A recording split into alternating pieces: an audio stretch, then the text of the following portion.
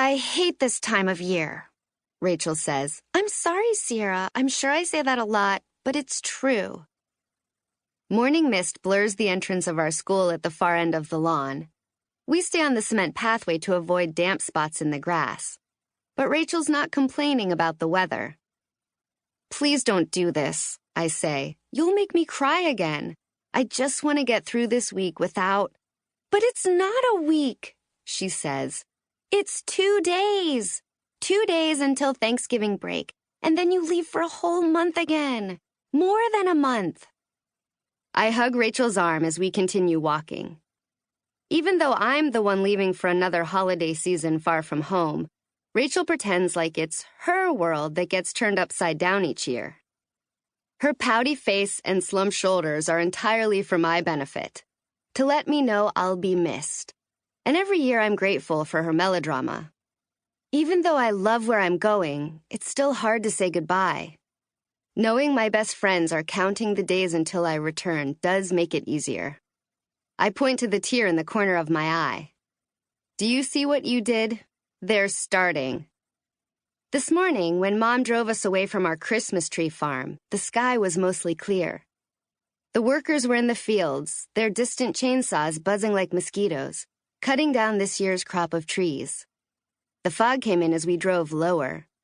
It stretched across the small farms, over the interstate, and into town, carrying within it the traditional scent of the season. This time of year, our entire little Oregon town smells like fresh-cut Christmas trees. At other times, it might smell like sweet corn or sugar beets. Rachel holds open one of the glass double doors and then follows me to my locker. There, she jiggles her glittery red watch in front of me. We've got 15 minutes, she says. I'm cranky and I'm cold. Let's grab some coffee before the first bell.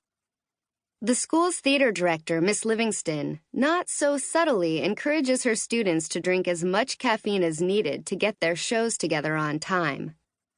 Backstage, a pot of coffee is always on. As the lead set designer, Rachel gets unrestricted access to the auditorium. Over the weekend, the theater department finished their performances of Little Shop of Horrors. The set won't be broken down until after Thanksgiving break, so it's still up when Rachel and I turn on the lights at the back of the theater. Sitting on the stage, between the flower shop counter and the big green man-eating plant, is Elizabeth. She sits up straight and waves when she sees us. Rachel walks ahead of me down the aisle. This year, we wanted to give you something to take with you to California. I follow her past the empty rows of red-cushioned seats. They obviously don't care if I'm a blubbering mess during my last few days of school. I climb the steps to the stage. Elizabeth pushes herself up, runs over, and hugs me. I was right, she tells Rachel over my shoulder. I told you she'd cry. I hate you both, I tell them. Elizabeth hands me 2 presents wrapped in shiny silver Christmas paper, but I already kind of know what they're giving me. Last week, we were all in a gift shop downtown, and I saw them looking at picture frames the same size as these boxes. I sit down to open them and lean against the counter under the old-fashioned metal cash register. Rachel sits cross-legged in front of me, our knees almost touching. You're breaking the rules, I say. I slide a finger beneath a fold in the wrapping of the first gift. We're not supposed to do this until after I get back. We wanted you to have something that will make you think of us every day, Elizabeth says. We're kind of embarrassed we didn't do this when you first started leaving, Rachel adds. What, back when we were babies? During my very first Christmas, Mom stayed home with me on the farm, while Dad operated our family Christmas tree lot down in California. The next year, Mom thought we should stay home one more season, but Dad didn't want to be without us again. He would rather skip the lot for a year, he said, and rely solely on shipping the trees to vendors across the country.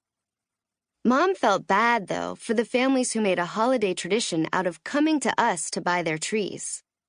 And while it was a business, Dad being the second generation to run it, it was also a cherished tradition for both of them. They met, in fact, because Mom and her parents were annual customers.